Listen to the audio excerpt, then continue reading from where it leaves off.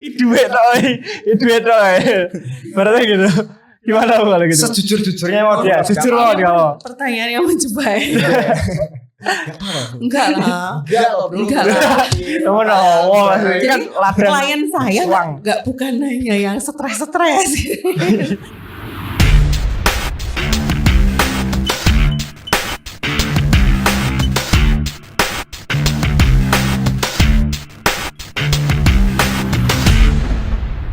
Selamat datang di podcast Gemas Generasi Emas. Bersama saya Kunam dan co-host saya Aldi Mas Kurusi Hidayat. Nah Mas Aldi, kali ini tema kita apa Mas Aldi? Tema kita pada kali ini itu manajemen stres. Jadi tema kita ini stres-stresan. Ya, kesetresan. Passion kita banget. Udah biasa. Nah, untuk membahas tentang stres-stresan ini kita sudah mengundang narasumber yang cocok untuk membahas tema ini.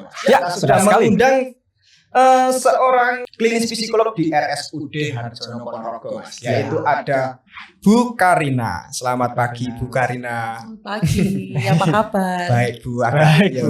Ini kita mau bahas kabar kita, soalnya kita ini sebenarnya agak stres nih Bu Karina. Ini Bu Karina ini adalah seorang psikolog ini. Iya. Ini adalah penyelamat kita ini mungkin saja. Iya. Sedang stres nih Bu, jujur nih. Nah ini Bu Karina, kita langsung ke pertanyaan pertama nih Bu Karina. Oke, silakan. Jadi stres ini kenapa sih? Oke, jadi stres itu sebenarnya suatu hal yang cukup lumrah, pasti dialami oleh semua orang gitu. Stres itu suatu respon diri terhadap situasi yang tiba-tiba, situasi yang menekan gitu. Terus itu berpengaruh pada kondisi fisik dan kondisi psikologis. Jadi intinya stres itu adalah suatu respon diri kita terhadap suatu kejadian yang tiba-tiba yang menekan, yang memaksa kita untuk menyesuaikan diri dengan situasi tersebut seperti itu. Jadi pada dasarnya stres itu adalah sebuah tekanan kepada diri kita. Berarti hal wajar ya Bu itu Bu? Hal yang cukup wajar karena hampir setiap orang sebenarnya ya pasti pernah stres. Iya. Ini juga sedang stres ini. Kalau untuk manajemen stres sendiri apa itu? Nah, kalau manajemen stres diri itu lebih ke sesuai artinya manajemen ya. Jadi mengatur bagaimana kita mengelola saat kita mengalami stres atau kita saat kita memperoleh stresor atau tekanan itu gitu. Jadi sebenarnya kita bisa mengatur ya. Nanti kalau misalnya aku ada masalah ini yang membuat aku stres gitu. Aku harus seperti apa? Gitu. Jadi lebih ke manajemen stres itu cara kita mengelola stresor yang datang sama diri kita. Orang stres itu kan larinya ke psikolog kan Bu. Tapi kalau psikolog stres itu larinya kemana? Seperti yang tadi ditanyakan, kita bisa memanajemen stres gitu. Seorang psikolog, dokter atau siapapun lah ya pasti pernah mengalami tekanan atau permasalahan dalam hidupnya yang menyebabkan stres. Karena kembali lagi stres ini berbeda dengan gila dalam tanda petik, gitu kan? Jadi stres itu respon tubuh ya. Jadi misalnya tugas kita banyak nih, aku stres nih, tugasku banyak banget, gak selesai. Nah itu stres. Jadinya sulit tidur, gak nafsu makan, atau malah sebaliknya, wis aku tak tidur terus aja gitu, atau aku makan yang banyak aja, kayak gitu stres. Nah saya kan ya pasti belajar ilmunya ya, jadi saya berusaha untuk memanajemen stres saya sendiri gitu. Saat ada stresor datang, ya bagaimana saya mengelolanya seperti itu sih Mas, kurang lebih. Kalau untuk penyebab selain pekerjaan menumpuk tadi Bu, kira-kira penyebab lain orang bisa mengalami stres itu apa saja sih Bu? Yang Ibu pernah tangani? Oke, kalau misalnya pasien dewasa, kebanyakan tentang keluarga. Permasalahan keluarga ya, entah itu dengan suami, orang tua, anak, misalnya seperti itu. Nah kalau remaja, pasien remaja rata-rata dengan circle pertemanan, dengan pacar, dengan teman, dengan sahabat, seperti itu. Jarang sih malahnya stres kayak nilai saya kok jelek ya Bu, saya stres gitu, kayaknya jarang. Jadi kayaknya nilai aja gak ngaruh nilai ya. Itu Bu, menangani orang-orang yang ke psikolog itu biasanya Ibu ngelakuin apa aja di situ? Ada step by stepnya ya? Pasti ada step. stepnya ya. Jadi yang pertama tentu saya tergantung permasalahan. Misalnya, Contoh kita ambil permasalahan apa nih? Apa, Mas? Permasalahan. Mungkin permasalahan Mas Burhan Permasalahan sendiri. negara, Mas. Ya, aja dudur. Permasalahan ini Mbak, dibully. Oke. Pasien yang sering dibully itu biasanya menanganinya seperti apa? Oke, pasti konfirmasi dulu ya. Jadi dibulinya itu seperti apa? Dibully verbal, dibully fisik, atau dibully psikis? Gitu kan, bullying kan macam-macam.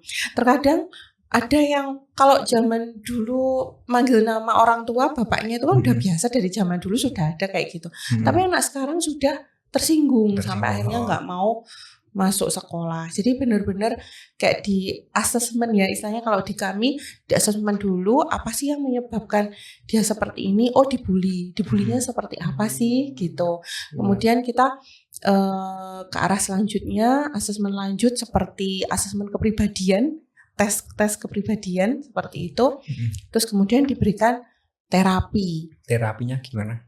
Terapinya dalam psikologi macam-macam sih, Mas. Jadi terapi ini kalau anak-anak juga bisa diberikan ke orang tua, dalam arti nanti orang tua yang memberikan ke anak. Jadi yang di briefing itu malah orang tuanya tadi. Bisa gitu. Karena kan kita nggak mungkin, saya kan nggak mungkin terus sama anak itu ya gitu ya. Gitu. Jadi seperti itu bisa juga langsung ke anaknya. Jadi berdasarkan usia juga, kalau masih anak-anak kan kadang diajak komunikasi belum paham untuk istilah-istilah atau hal-hal tertentu ya. Tapi kalau udah remaja misalnya SMP, SMA, kuliah awal itu kan sudah bisa. Itu terapinya macam-macam gitu. Kalau ini Bu, untuk mengetahui, menurut Bu Karina aja ya, mengetahui ciri fisik orang stres itu kira-kira yang kayak gimana Bu? Ciri fisik. Jadi kalau dilihat ini Kalau dilihat ini saya stres gitu. Oke, yang pertama terlihat seperti perubahan perilaku. Jadi kalau misalnya sudah sering ketemu terus ada perubahan perilaku ya, awalnya dia ceria biasanya terus jadi murung, atau awalnya dia pendiam terus malah tiba-tiba ketawa sendiri, senyum sendiri misalnya gitu. Terus teman-temannya pada makan nih, dia nggak mau makan misalnya kayak gitu. Terus juga terlihat dari raut muka juga ya, mungkin ya. Raut mukanya seperti apa Bu? Boleh didefinisikan nih kalau cocoknya rencang kulon itu Bu? Tatapan kosong misalnya, diajak ngomong nggak nyambung, kayaknya dengerin kita nih tapi nggak dengerin gitu. Nyambung tapi ini Ibu. Nyambung ya Mas Yan. Kita lanjut Ibu. Siap. Kalau dampak dari orang yang tidak bisa memanajemen stres nih Bu, kira-kira apa saja sih Bu? Oke, ini sebenarnya dampaknya ini stres sendiri itu ada dua Mas, ada positif dan ada negatif. Loh, ada positif itu? Malah ada positifnya ini. Ada. Gitu. Loh, ya kok ada sih? Kita ke positif dulu aja ya. Oh iya. Jangan negatif dulu. Negatifnya aja dulu. Oke, jadi kalau negatifnya ada gangguan makan. Jadi makannya nggak nafsu atau malah makannya tambah banyak gitu. Jadi jangan dikira kalau misalnya temennya tambah gemuk itu berarti hidupnya makmur. Nggak bisa, bisa jadi karena itu. Terus kedua, gangguan tidur. Insomnia mungkin ya yang sering istilah didengar. Insomnia, mimpi buruk. Itu. Yang ketiga, males ngapa-ngapain kayak gitu ya. Mager, rebahan aja kerjaannya, bisa kayak gitu ya. Terus yang keempat, bisa dibilang ini paling berbahaya ya, itu menyakiti diri sendiri gitu, self harm.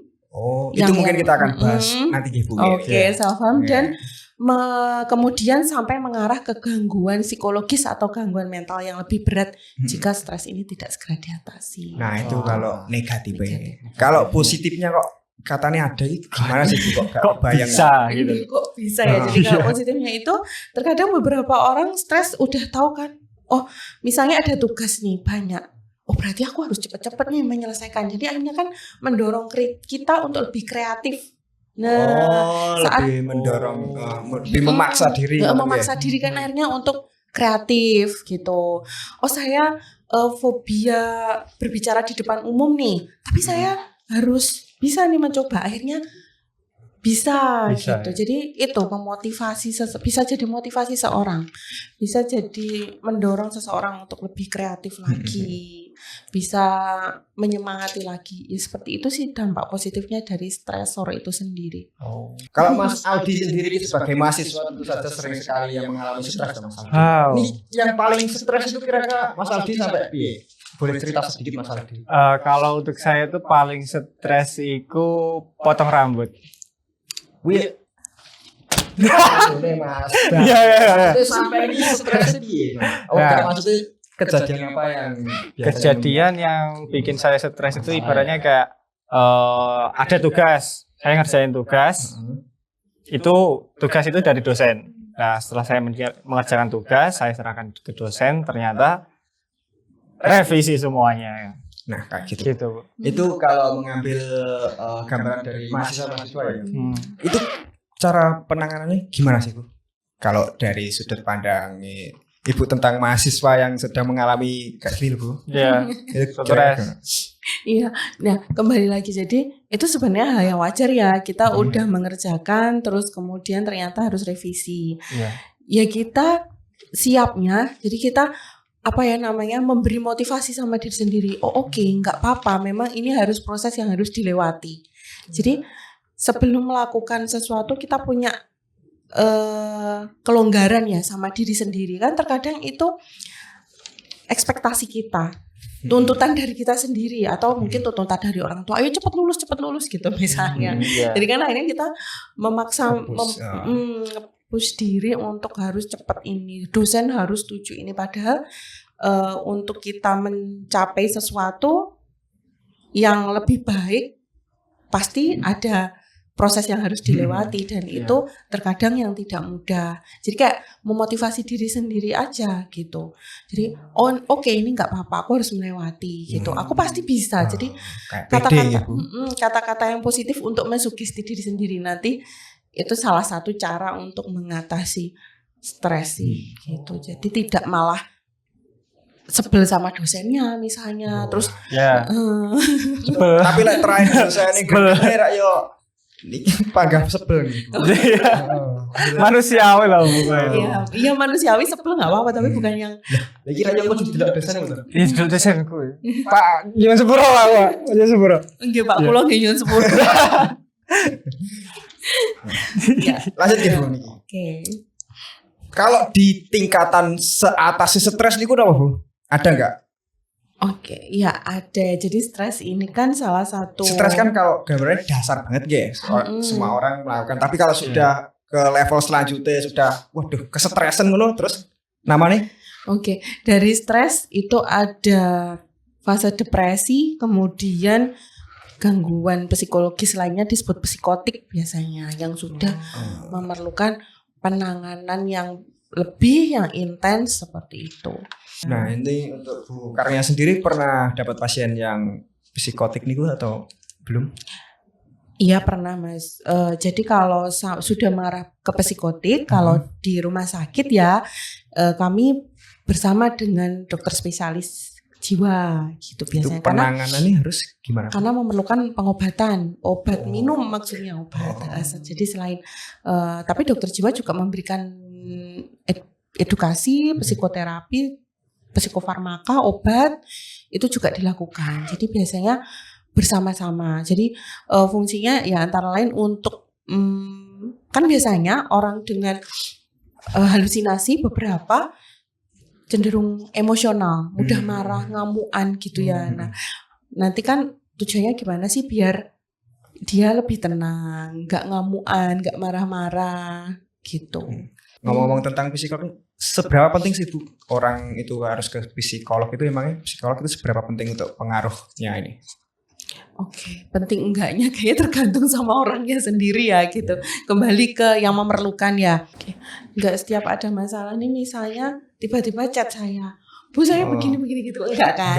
Nah, jadi tugasnya begitu. Jadi mendengar, memahami, memberikan solusi dan membantu klien untuk mandiri pada akhirnya nanti bisa mengatasi permasalahan yang muncul pada dirinya. yang mengganggu pikirannya, yang mengganggu perasaannya seperti itu. Jadi mungkin ini yang juga membedakan dengan curhat sama temen ya. Iya. Tapi gini loh, psikolog itu pernah berharap orang-orang pada stres gak sih? Padahal kayak orang stres kan larinya kan ke saya, otomatis saya dapat uang gitu. Kesannya lihat stres gue kedua. Oh, ini duit toh. Berarti gitu. Gimana kalau gitu? Sejujur-jujurnya mau Ya, jujur loh kalau. Pertanyaan yang menjebak. Enggak lah. Oh no, Jadi kan ladang klien saya uang. bukan hanya yang stres.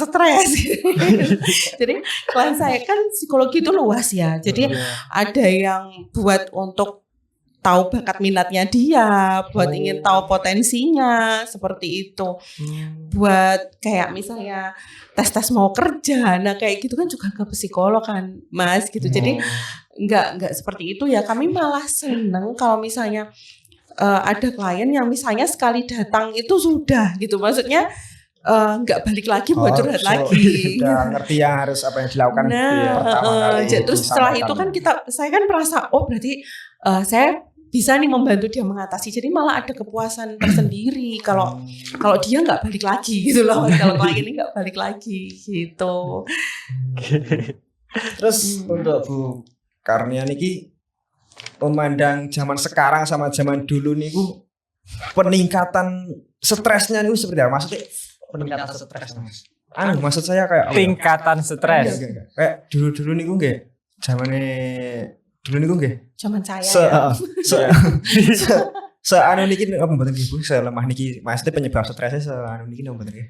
Oke, sebenarnya kan dari dulu juga sudah ada ya orang yang mengalami sama-sama kayak sama aja gitu. Cuma karena sekarang ini memang beda generasi ya, istilahnya generasi Z. Generasi Z ini memang secara apa ya? Ada sebuah penelitian itu memang lebih cerdas secara intelektual, lebih cerdas, lebih kreatif, tapi tidak lebih cerdas secara emosional gitu. Jadi kecerdasan emosionalnya tidak diasah, jadi mudah emosi, baperan, overthinking, apalagi istilahnya kan istilah-istilah itu muncul di akhir-akhir ini kan. Overthinking, baper, terus apalagi sejenis itulah gitu. Jadi itu tadi generasi strawberry ya gitu. Jadi nah ini terbentuk karena apa? Ya bisa jadi karena kecanggihan teknologi juga. Kemudian pola asuh orang tua atau lingkungan yang membesarkan dia seperti itu sangat berpengaruh sih dengan terbentuknya karakter dan kepribadian seseorang itu sendiri gitu. Kalau ini Bu, saya pernah mendapat pasien yang stres gara-gara masalah percintaan apa bener Bu? Kayak kesannya saya pacaran ngoten. Citro. Itu pernah nggak bener Bu? Ada. Nah, ini ceritanya gimana sih Bu? Sampai stres itu memang sampai stres itu gimana maksudnya? Siapa tahu bisa mewakili terus nanti panjenengan kasih solusinya gimana menurut panjenengan. Kira-kira gimana? Oke.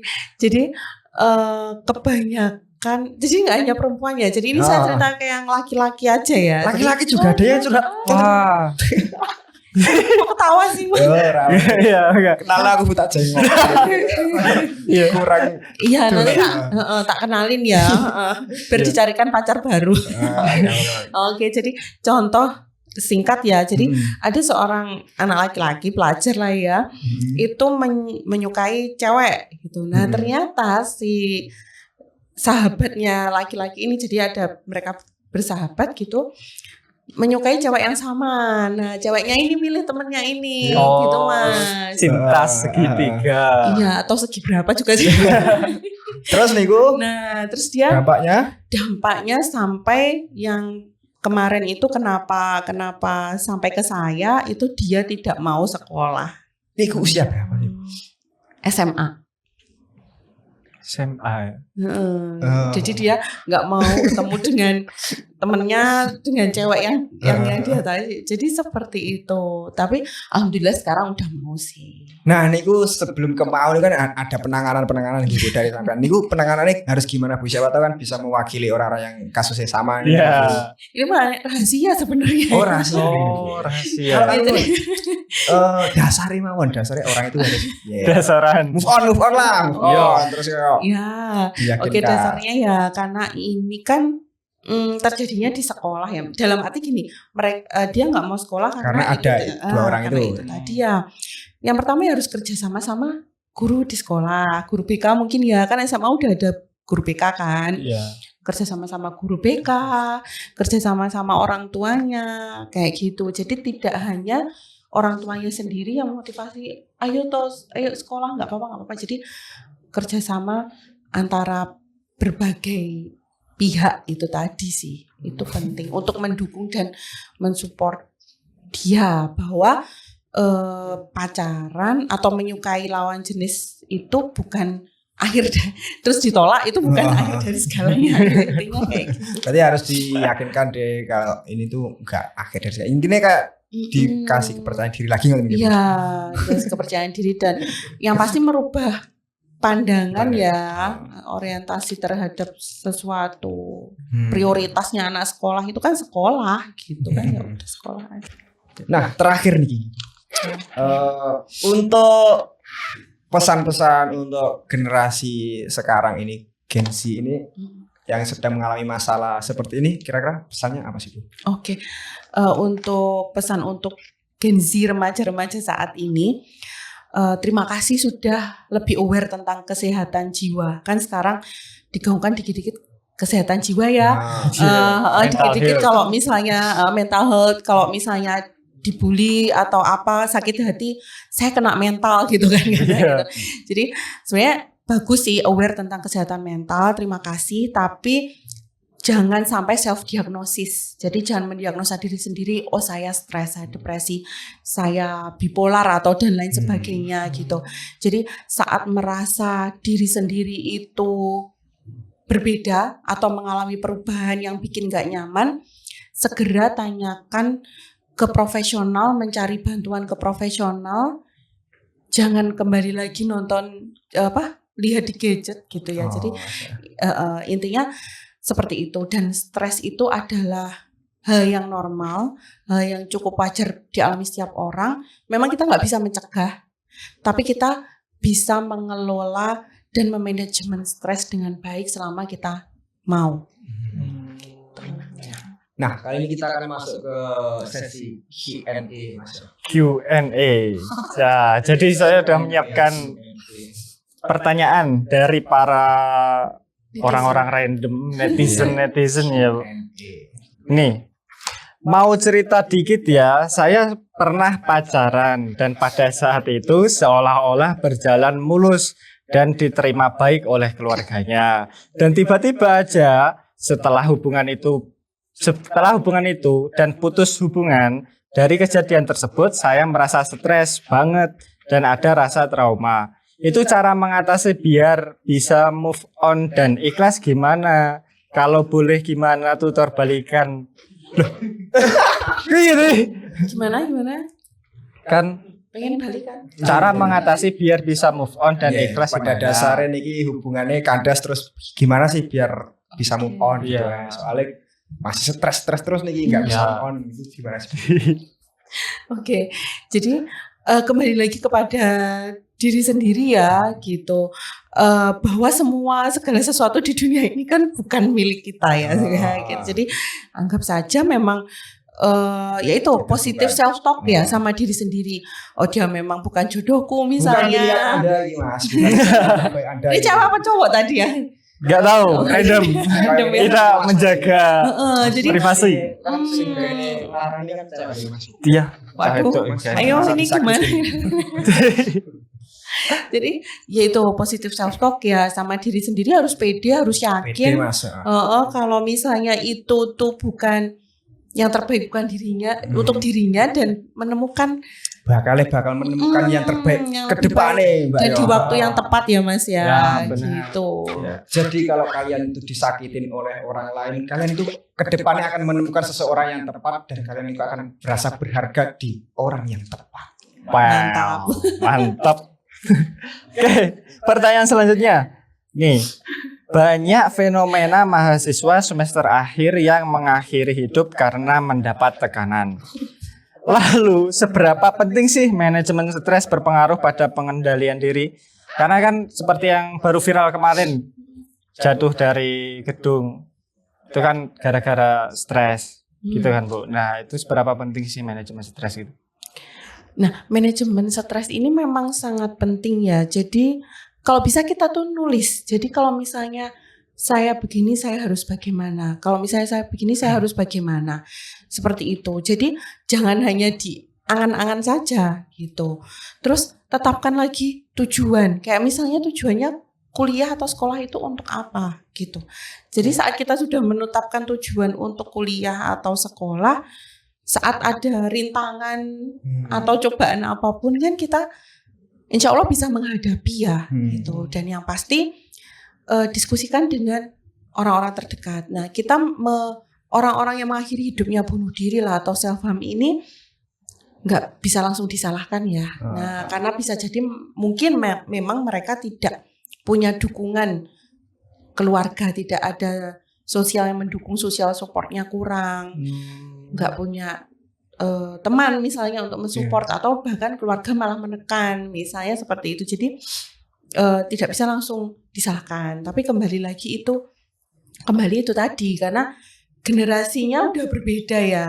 Jadi memang cenderung sensitif, mudah mengakhiri sesuatu dengan yang negatif gitu, yang bunuh diri lah, yang minum-minuman keras lah, misalnya minum pakai obat-obatan terlarang lah, misalnya seperti itu. Jadi Mas Aldi ini kesimpulan dari podcast yang kita dapat kali ini apa Mas? Oke, dari saya untuk podcast kali ini kesimpulannya ibaratnya kayak stres itu yang menimbulkan diri kita sendiri, yang mengontrol juga diri kita sendiri. Ya, intinya cintailah diri Anda. Love yourself.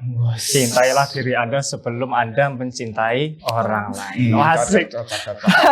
Untuk saya Dari Mas Kuran. Untuk saya pesan mungkin Mas. Ya, pesan. Pesannya kalian itu di sini nggak sendiri. Maksudnya kalian itu menghadapi rintangan ini tidak sendiri. Kalian masih punya teman-teman dan kalian juga masih punya Allah Subhanahu wa taala. Ya. Dan Allah tidak akan memberi rintangan di atas kapasitas kalian. Dan di balik rintangan yang kalian hadapi akan ada hikmah yang benar-benar buah untuk kita. Terima kasih dari kita untuk Mbak Karina. Terima kasih waktunya. Ya, sama-sama. Terima kasih. Terima kasih Sukses banyak. semuanya.